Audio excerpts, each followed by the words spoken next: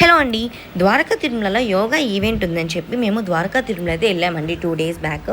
అయితే మాకు morning 7:00 event అండి. బట్ మాకు మార్నింగ్ టైమ్స్ ఇక్కడ నుంచి ట్రాన్స్పోర్ట్ ఉండదు. ఎందుకు అంటే నూజివీడు నుంచి ద్వారకా తిరుమల దగ్గర దగ్గర 3 గంటలు పడుతుందండి బస్ అయితే. అదే ఓన్ వెహికల్ ఉంటే 2 అవర్స్లో మేనేజ్ చేయొచ్చండి. అండ్ ఇంకొకటి ఏంటంటే మేము ఈవినింగ్ 6:30కి స్టార్ట్ అయ్యి 2 బస్సెస్ మారి Nuzvid to junction to Dwaraka Tirumala వెళ్ళాలండి. అయితే మధ్యలో బ్రేక్ అండి ఏలూరు పడుతుంది. ఒకవేళ డైరెక్ట్ ద్వారకా తిరుమల బస్సెస్ కనుక లేకపోతే జంక్షన్ టు ఏలూరు నుంచి ద్వారకా తిరుమల 3 బస్సెస్ మారి వెళ్ళాలి.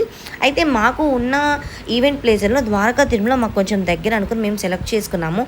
మేము అక్కడికి రీచ్ అయ్యేటప్పటికి 10:30 అయిందండి. బట్ అక్కడ వెహికల్స్ అయితే ఏం అవైలబుల్ లేవు. కానీ మేము ప్లేస్కి రీచ్ అవ్వాలి. అయితే మా సిచ్యువేషన్ ఏంటంటే బై వాకింగ్ వెళ్ళామండి.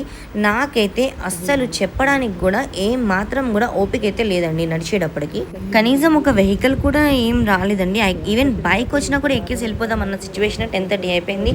మొత్తం చీకటండి. సో ఇంకా అట్లయితే రీచ్ అయిపోయాము. ఇంకా నైట్ రెస్ట్ తీసుకుని మార్నింగ్ ఈవెంట్ ప్లేస్కి అయితే వెళ్ళామండి. సో ఈవెంట్ అయితే ఈ కళ్యాణ మండపంలో జరిగింది. ఈవెంట్ అప్డేట్స్ నేను మళ్ళీ ఇచ్చేస్తానండి. ఆఫ్టర్ ద ఈవెంట్ మిగతా ఇన్స్ట్రక్టర్స్ అందరూ వాళ్ళకి వర్క్స్ ఉన్నాయని వెళ్ళిపోయారు. నేనేంటంటే దర్శనానికి వెళ్దామన్న ఉద్దేశంతో దర్శనానికి అయితే వెళ్ళిపోయానండి. అక్కడ తెలిసిన వాళ్ళు ఉంటే వాళ్ళ ద్వారా వెళ్ళాము. ఇంకా దర్శనం చేసుకుని వచ్చేసిన తర్వాత మా యోగి గాడేమో ఫుల్ నైట్ అంతా కూడా నిద్ర లేదు కదా, చాలా చికాకు పెట్టేసింది.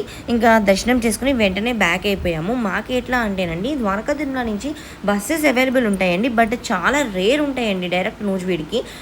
ఎలా అయితే వెళ్ళామో 3 బస్సెస్ మారి మళ్ళీ అలానే 3 బస్సెస్ మారి రావాలండి.